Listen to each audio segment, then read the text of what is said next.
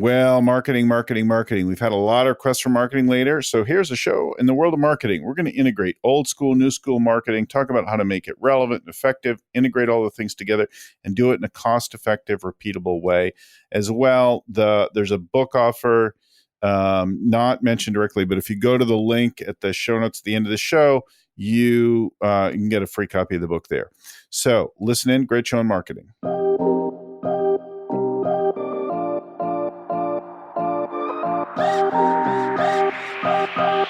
Well, hello and welcome again to the Scaling Up Business Podcast. I'm your host and scaling coach, Bill Gallagher. On the show with me today is Andy Buyting.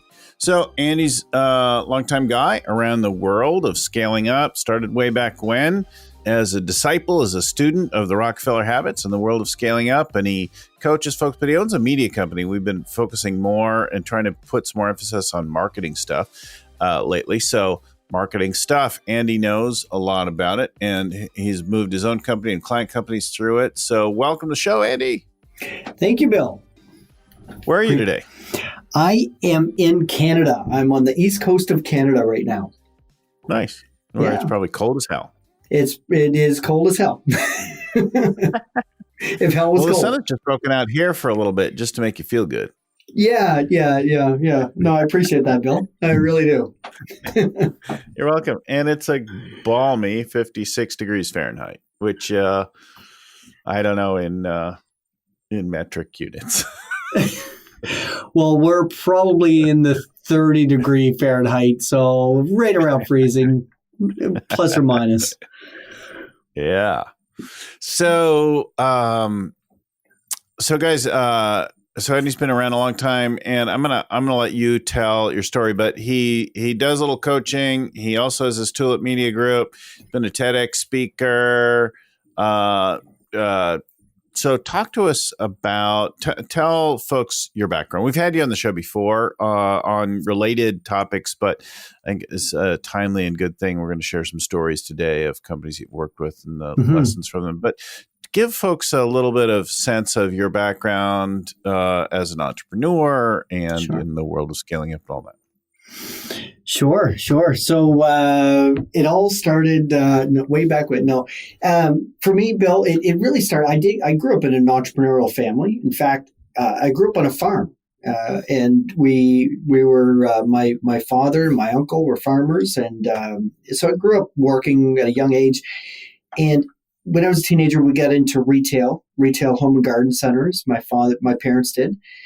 And I ended up in that business, and actually I took over the business and grew it. We grew it very quickly into multiple locations.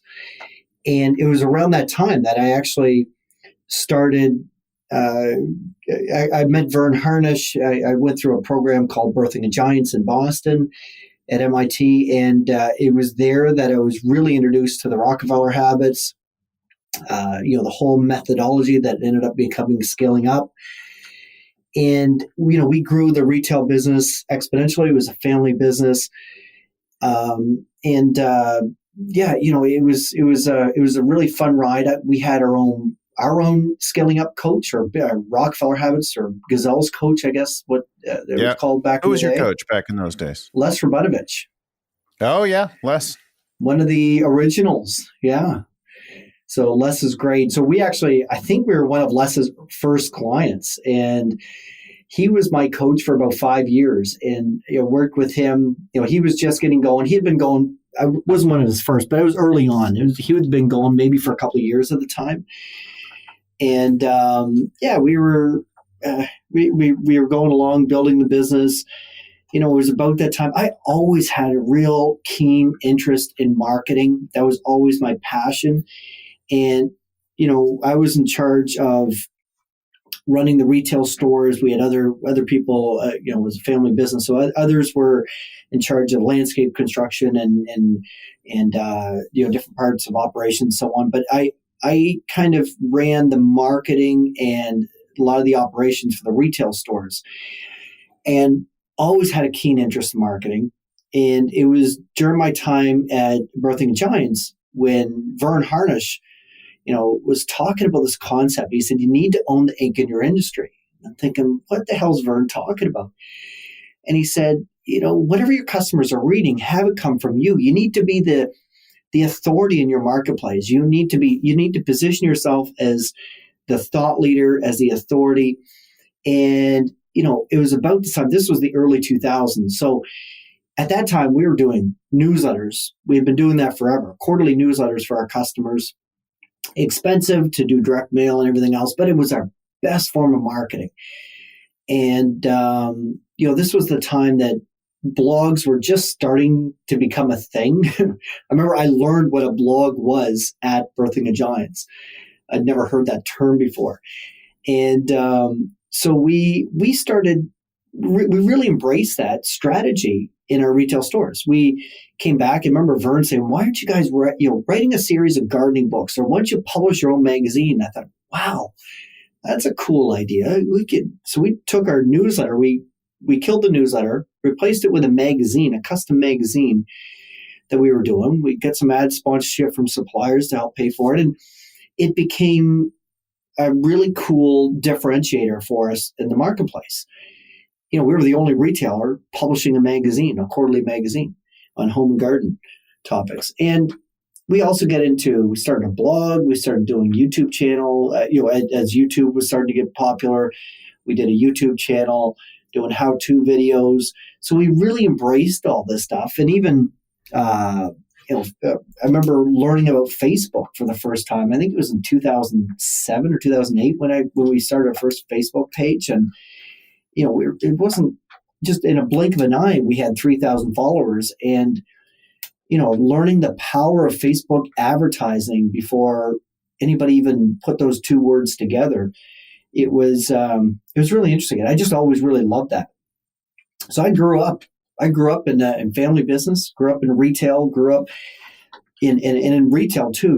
If you knew how to market really well, and you knew how to merchandise well, and you knew how to give good service, you sold stuff. And we did that. We did that for a lot of years. And that's when an interesting transition happened. So this magazine, actually, the magazine idea that I was doing, I shared it. I always kept it close to my chest in the industry because I didn't want people to know what I was doing, because I thought this was a really cool idea. Secret. It was a secret that I was sending out like 30,000 copies a quarter.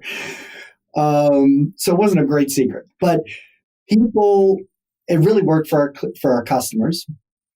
But others in the industry caught wind of this. And I remember being approached by a garden center operator in a whole different part of the country and said, "You're the one that makes that magazine, right? I saw that. My cousins showed me it," or whatever. And he said, "Could you do the same for me?" And then other people said, "Could you do the same for me? Could you do the same for me?" And they say, we keep a bunch of the pages the same because it's all relevant information, but we just want one for our store, and, just customize a handful of pages. And so we came up with this program, essentially, where the 32-page magazine, half of the content was going to be the same in every version, but half of it would be customized for different stores. Mm-hmm. And it went in because marketing has always been my first true love. And went into this meeting with a bunch of these garden center operators, these independent garden center operators. And I thought, you know what, if I come out with, 6 interested stores, maybe there might be interest here. There might be something interesting here as a side business or a side project. Well, half an hour later, I walk out of the room and I have 12 purchase orders. And because we were growing a magazine company on the backs of, instead of building like a traditional magazine company, instead, growing by one subscription at a time, we were basically leveraging other people's mailing list, and we were growing by 20,000 names at a time was the average size. And our very first issue, so I'm located in Canada, our very first issue has a print run and distribution that is 4 times the size as the largest home and garden magazine in the country, Canadian Gardening Magazine, which had been in print for like 120 years. Our very debut issue is 4 times the size. Yeah. So I'm thinking to myself, this is interesting. So sharing it with some, my business forum, I belong to EO, and another Birthing and Giants alumni group, and those two groups really encouraged me to pursue this idea and turn it into a real company. So we did that and launched this company, and embraced and also integrated digital marketing along with that, because I had a passion for that, and it really just carved out a unique spot in the marketing industry. And it's been it's, as they say, the rest is history. But it was an interesting evolution of just a concept we were using in a family business to something that is much, much larger than that. And all of the while, I always had. I'm like you, Bill. I call myself a learning junkie, and I love learning. Unlike me. No, I said just like you. I am like you, not unlike you. I'm like you. So I've always considered myself a learning junkie. And I started building my life by design, you could say. So looking at the things that I enjoyed, and I only want to do things that I enjoyed. So Les is the one who talked me into becoming a Gazelle coach back in 2009, 2010. And I started doing that and started working with a few clients. I've always kept a handful of clients, as well as being a partner in this media company. And that's why I'm part of the whole scaling up community, and really, really enjoy that. I do that. That's my passion, right? That's marketing and the whole scaling up, helping companies. It's my happy place. Yeah. Well, let's talk about the some examples then. Let's talk about some of the clients and projects you've done. I don't, you could talk about the med spa, you could talk about Kane Insurance. So one of the interesting ones, and you mentioned Kane Insurance. So I'm doing these garden magazines and doing them for one maybe the first year, and my insurance guy. I know him quite well, and he was saying, that gardening magazine that you're doing. He said, I'm in the same boat as you guys. I'm not facing Costco and Walmart and Home Depot. He said, my competition is the Geicos of the world. The national companies that are taking a piece of a piece of the market, and eating into the local market for these insurance agencies. And he said, one thing, and he's partnership with his brother. And so one thing Dan and I talked about, the guy, the one that I work with, his name is Luke. So Luke says, Dan and I were talking that we really want to focus on our commercial insurance, and we want to grow our commercial insurance business. And can you help us do that by doing a business magazine? And I thought, sure, why not? I know business. I knew the thought leaders. I knew the business concepts. I could help with some business content, and we could do a business magazine. So we launched Kane Insurance's, and we call it Risk and Business Magazine. We get the first magazine out there, and it is received so unbelievably well that all of a sudden this little Kane Insurance agency that has like 40-some employees in small town Canada, now all of a sudden is being recognized across the province as a big player. And he said, people think we are huge because we're publishing our own magazine. So I take this concept and I showed it to a few other people that I know in the insurance space. The very first person I brought it to was Steve Kearley in Toronto, from Benson Kearley IFG. I've known Steve through EO. And he said, I love it. We'll do it. So then all of a sudden, like within 2 years, we're doing like millions of copies of insurance magazines for commercial insurance agencies. And Luke, I talked with Luke, and he was the first one on that platform, 5 years ago or so, and 5, 6 years ago. And in talking to him, I remember a couple of years later, I said, I was sitting down with Luke and chat with him, and I said, Luke, how, tell me, how are you measuring the success of this program? And really want to understand why he loved it so much. And he said, Andy, he said, when we started that, we identified that we wanted to differentiate ourselves. We wanted to grow our commercial insurance business. So we started this custom publication. And he said, in 2 years' time, he said, we've grown our commercial insurance business by 42%. And he said, the only thing we did different is this magazine. That's it. He said, everything else was the same. He said, the perception in the marketplace is that we are the authority, we're the experts. And the way he put it, he said, we have our foot in the door before we ever have our literal foot in the door. And people know who we are. When we knock on a door or we request a meeting, he said, we used to get turned down all the time.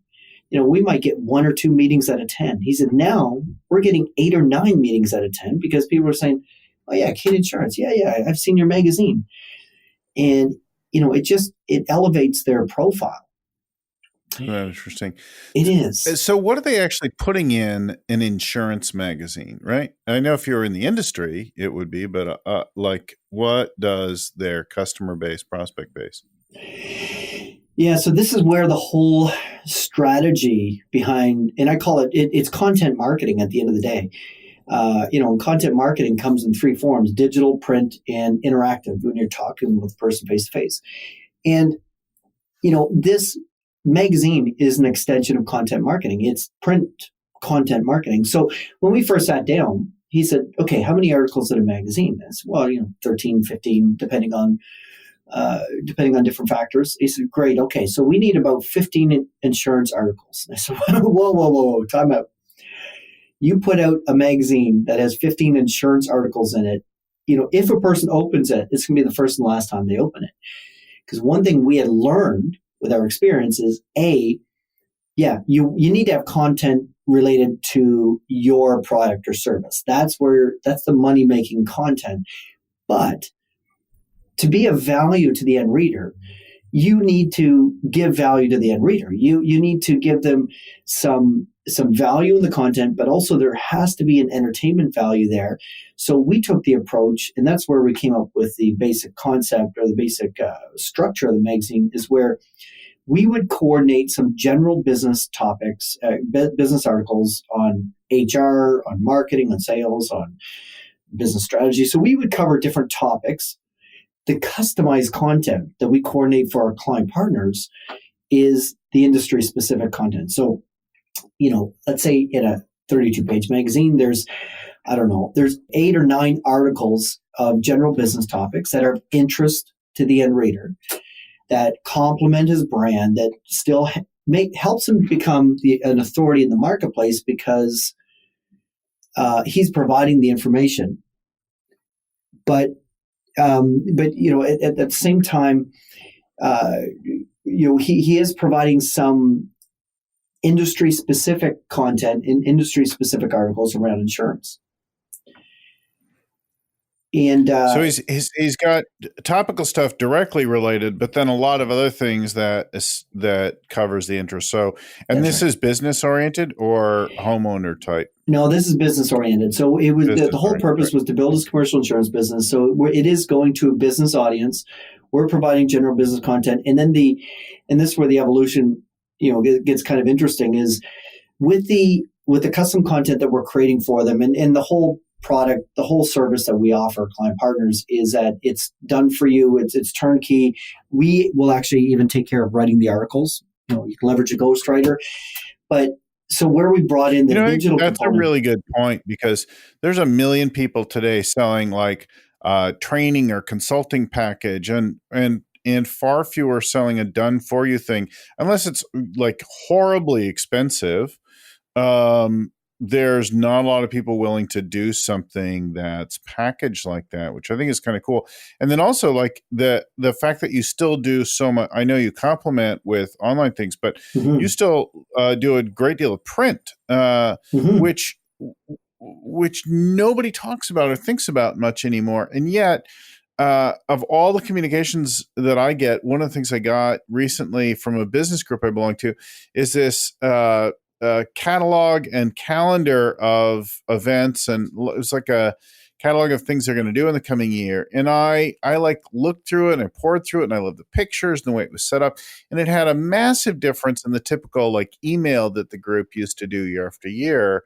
So they've started doing postcards and mailers and things like that, which is still very economical, but we're so used to just blasting people. Well, now I filter the vast majority of my email. Anything with like an unsubscribe, I probably am never going to see it. Well, and to be honest with you, Bill, you look at the stats, the response rates with email has gone down consistently for the last 8 years. The interesting thing, the response rates for print has gone up consistently for the last 8 years because everybody got away from print so much so that your most uncluttered inbox that you own is the one outside your front door. It's your mailbox. So, even the biggest marketing gurus around, like Joe Polish, is a huge pushback to print. Joe Polizzi, who's like the king of content marketing, is saying print is the next way to go. Now, I don't believe so. The way we approach it is when we work with a client partner is, and this goes for any industry, it could be a scaling up coach. We want to work with you with, your content. We will start every engagement with part of the onboarding process is we do a competitive analysis. So we have insights online as to how your website performs online versus your competitors. We also learn what are the keywords that are driving people to your website? What are the keywords that are driving people to your competitor's website? What are the competitors? I think that's a really critical thing that not enough people do is what are the keywords that are really working and the content that's really working on your competitors? Yeah. And how could you hijack some of that? And we do a whole analysis where we give that to you, and then we come up with a strategy. So at the end of the day, we look at all kinds of factors, and it all depends on where you're located in the country, what type, what audience you're trying to. There's 100 different factors that go into it. But at the end of the day, we try to figure out what are the keywords that we want to leverage. What are the anchor keywords and the title keywords that we want to leverage that are going to be right for you. And it's different for every single client, even identical clients in different parts of the country. What works for one person, one insurance agency in one state is totally different for another agency in another state. So we'll look at what's right for you. We'll come up with a keyword strategy. Then, and this is the cool part. So we have a whole strategy behind creating content and doing this keyword strategy, keyword optimization strategy. We'll give you a list of, 20, 30 potential topics that you could write about that you may not have thought about before, but because they're low-hanging fruit for keyword optimization, let's write an article about it. Right. And once we write an article that's keyword optimized, our ghostwriters now all go through every piece of article that we create where a client is also doing the keyword optimization. They have to put it into this platform. So and they have to score where it pre-rates the effectiveness of the article. So the article, we needed to rate at least an 8 out of 10 or greater for keyword optimization. So we plug in the keywords, put in the article with the title, the subtitle of the article, and it'll give it a score as to how effective this article is going to be online. If it's not an 8 out of 10 or greater, they have to rewrite it or tweak the article so that they hit an 8 out of 10 or greater. Once that's done, article's finished, it goes through editing, proofing. Then we leverage it. We leverage the hell out of it. We put it, first of all, it becomes a blog post for you, and that's where you get your keyword, your SEO ranking. You have a continual source of content going to your blog. The second thing, and that's where I'm a huge believer, that once you go through all the trouble to write a great piece of content that is keyword optimized for your specific strategy, leverage the hell out of it. Put it everywhere. So put it out there as a blog post. Put it in, and you also have a great article. So put it in print. Like it takes no extra effort to create a magazine. You get, half a dozen blog posts that are really performing well for you. It rolls into a magazine or vice versa. Quite often we create the keyword optimized content, put it in the magazine, then it gets pushed out in the blog as well. But leverage it across both digital and print. And then we take it another step further. We will take that article and we can rewrite the article into a script format, have it voiced over, and create a video out of it. So again, keyword optimized for the specific keywords, leveraged on and pushed out through YouTube because Google loves YouTube in the in SEO and everything else. So when you have your blog on your website, you not only have the article there, but you have a video related to that blog post. So if somebody doesn't want to read it, they can watch it. And even the video is keyword optimized. So it's actually very powerful. And the beautiful thing is that we take care of all these details behind the scenes, and we optimize the strategy, we make it effective, we leverage it across multiple platforms in different formats, video, in writing, and we'll do infographics, different things like that. But the beautiful thing from a client's perspective is this all stems from maybe a 10-minute phone call with a ghostwriter. Or what I do is I use my recording app on my smartphone, and I just ramble into that for 5 or 10 minutes, and I send that recording to my ghostwriter. I know a lot of stuff. I'm not an English major. A writer, if I had to write an article, it would take me 3 hours, and it would be half as good as a professional writer would do in 20 minutes. And I'll edit the hell out of somebody else's content or somebody else's writing to, it's my own ideas. The writer writes it, I edit it to make sure they hit the points I want to make, and then it's done. It's so easy. And it's keyword optimized, and it's pushed out in several platforms. When we think about content marketing, if you've done any of that before, you're already familiar with the idea of picking and developing content and doing SEO work like that. I think the thing that I hear new is we're massively leveraging that against a variety of channels. You're taking that standard like textual stuff. You're also then doing video content around the same thing that that is an easy port. Do you do both video and audio, or just the video? We do audio as well, but audio is usually when we have an article, it turns into a nice 2 to 3 minute video. Audio clips, you as you know, with podcasts, audio clips, we might string a few of those shorter messages together to make a 10-minute podcast, that type of thing. But so we do some audio, not a lot. So both. And then and the video's compelling. People are loving that these days. But it's a voiceover, it's other talent that's doing the video for you. You're not doing it yourself, or both? The option there is for both, Bill, but mostly what we really focus on, and one of our core tenets is we really try to make it as easy and effective for our client partners. So our whole thing is that, the importance of this stuff, but you don't have time.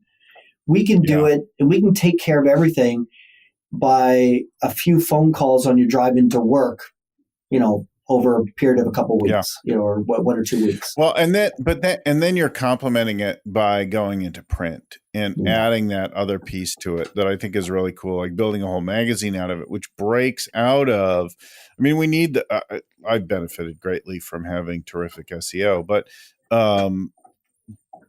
that visibility then in the traditional analog, real, physical world is different than looking at pixels on the screen.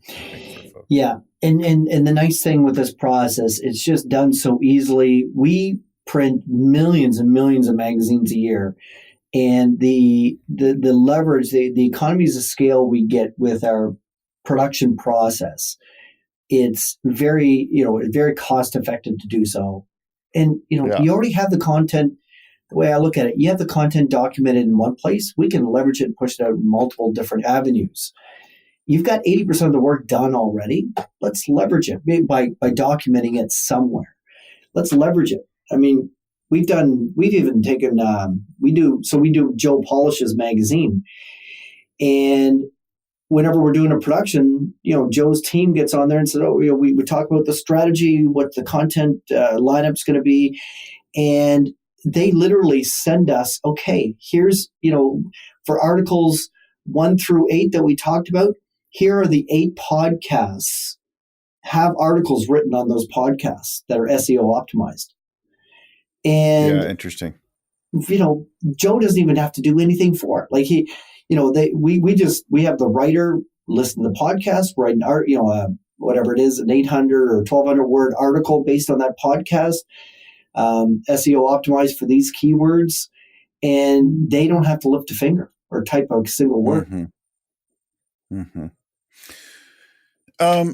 Tell us a different. I know you've done quite a bit of insurance.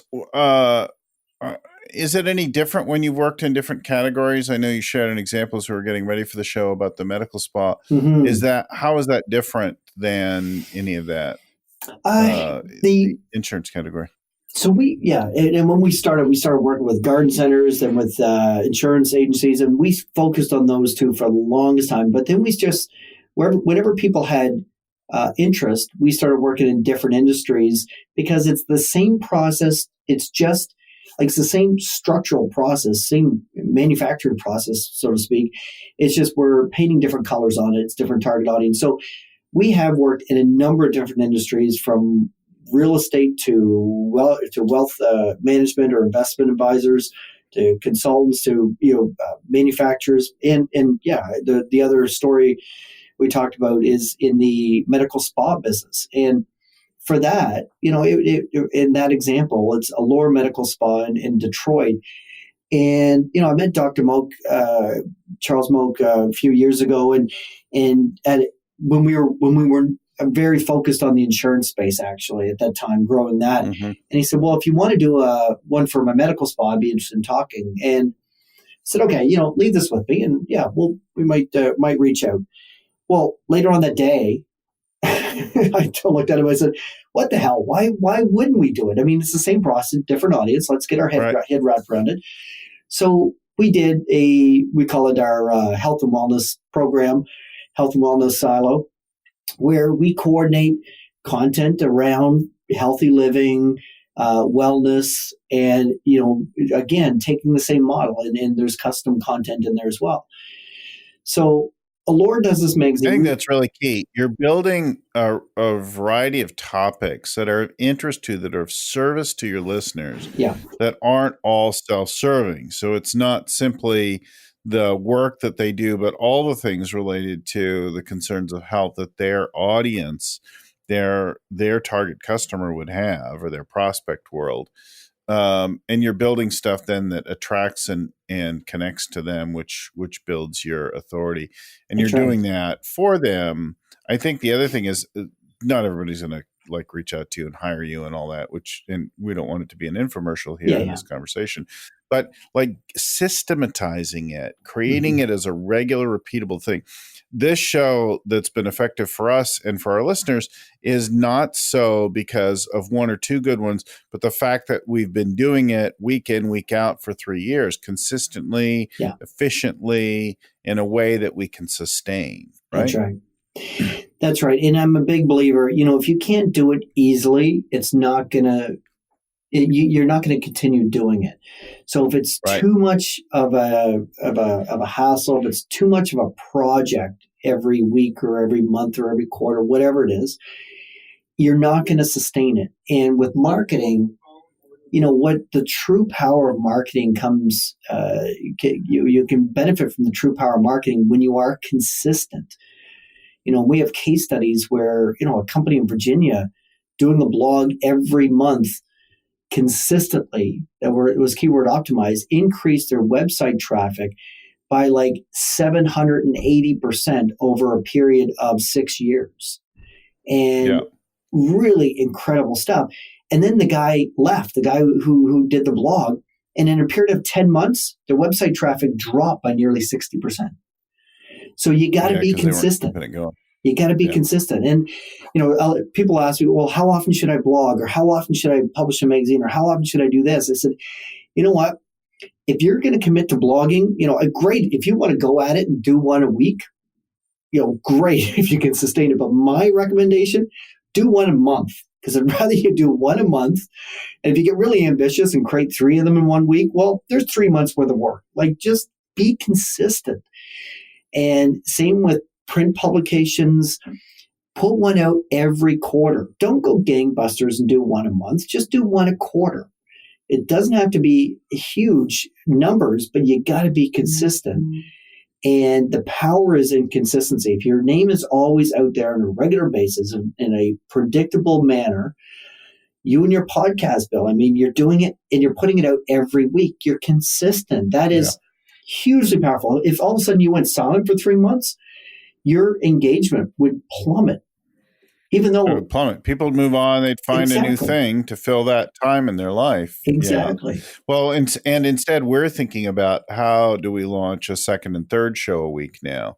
How do we get good at that? So we are tweaking and building things like that, so we can give that audience something else in a slightly different format that hopefully they'll love as much, and will expand the number of people that want more. Well, so. And another way to look at that, though, too, is, you're doing this blog or this podcast weekly, which is fantastic. It's it's incredible, really, that you've sustained this, and kudos to you. I mean, it really, really works. But the low hanging fruit might be, how do you leverage what you're doing now to an audience that may not be listening to podcasts? How do you leverage the people that would rather see that content maybe in video or in written format or in infographics, creating an infographic for your podcast every week and pushing that out through social media as a different, again, not taking any more time on your part, but you're reaching a different audience. Because one of the interesting things when it comes to digital content marketing, people consume content online in one of 3 different ways. They either like to watch it, read it, or listen to it. And, they all have their own merits. Listening to it is great because people can do it while they're driving or doing exercise or, doing household chores, whatever the case might be. They can do it while they're doing other activities.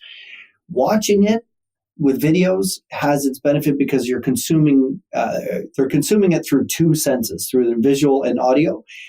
The downside of video is that, as soon as you see a video, I see a video of interest, the first thing I do is look at the time, and I'm making a decision. Do I have 6 minutes to invest in this right now? Right. You are. And if I don't, how often do you flip through your LinkedIn feed, see an interesting video, pass by it, and go back to it? You don't. You either consume it in the moment or you don't.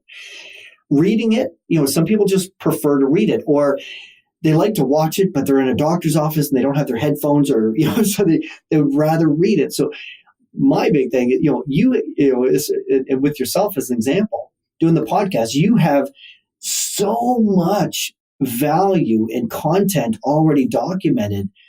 I would be, it might be an idea, it might be an opportunity to really leverage that and push it out through video or through the written word, either in the form of articles, listicles, or infographics, something like that.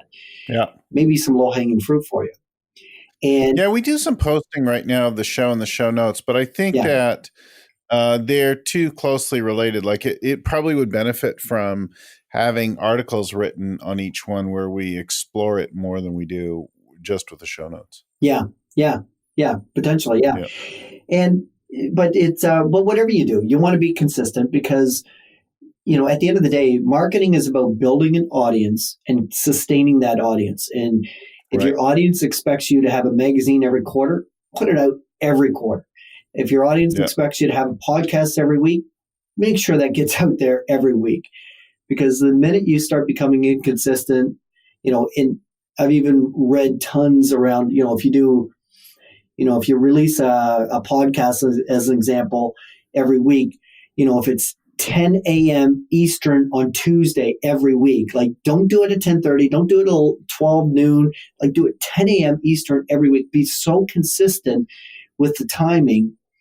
One of my favorite email newsletters, is one that comes out every Friday afternoon at 1 p.m. Eastern. And I can count on it. Like I can count on that podcast coming out better than I can count on my family being home when they say they're going to be.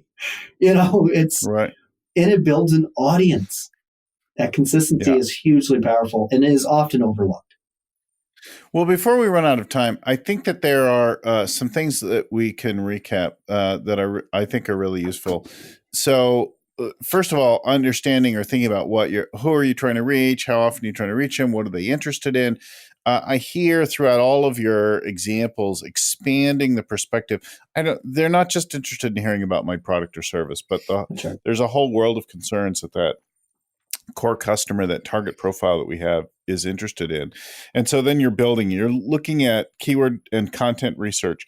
What are the topics? What are the words? That kind of thing. You're looking at competitors. You're applying all that stuff. Then you're building it and doing it in a systematic way so that you can be consistent over time. Mm-hmm. And you're looping in. So anything that you create, you're doing across multiple channels, and you're not forgetting the old traditional stuff of the print media. And in your case, you're actually building magazines for people and sending them out as they're building their own magazine that goes out. And that is got an increasing thing in a world that's become increasingly digital. It's hitting people in a way that they've been getting less touch with, right? Yeah. So, and when it comes to the print, we do the magazines and newsletters. We also got into book publishing because clients were asking for that. So we'll help people self-publish books. Too. Uh-huh. But when it comes to print, the evolving importance or the evolving role of print in the digital world is that print is becoming more valuable and is becoming more of a differentiator. Yeah. And you talk to anybody we've worked with or anybody that embraces both print and digital, and they'll tell you that, digital gets them out there on a regular basis, does a lot of good, and you have to do it. It's so valuable for sure. You have to optimization. Yeah. However, when you hand over a copy of your magazine or a copy of a book that you published, there is no better instant credibility builder than something in print. Yeah. So don't discount print. Absolutely. And it's more credible. It's believed more. It has value. And we've had folks that talk about different ways to get a book out there and build that before, but this whole world of content being a resource of information to your customer base. So, look, whether or not you would ever work with a guy like Andy and his company, I think it's useful to go check him out.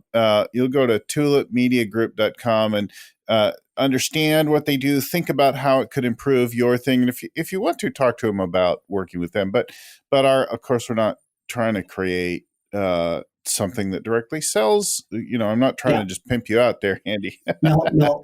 But because you can't work with everyone, but everyone who's listening can learn from this. And if you want to go do more, we'll put the link in the show notes as well. But you'll find that at tulipmediagroup.com. And of course, our website's chock full of articles and posts and audio clips and even video clips and things like that in the world of scaling up, all things to do with people, strategy, execution, cash. And speaking of print, I'll give you a free copy of the book Scaling Up. If you just pay the shipping and handling, you'll find that offer right on our website at scalingcoach.com. Scalingcoach.com is where you'll find all of the back catalog of our stuff, plus that. Of course, you can find it also wherever you find your podcast content. So we have stuff under Bill Gallagher over at YouTube, but also iTunes, Stitcher, those kinds of places. So there you go. Tulip Media Group, scalingcoach.com.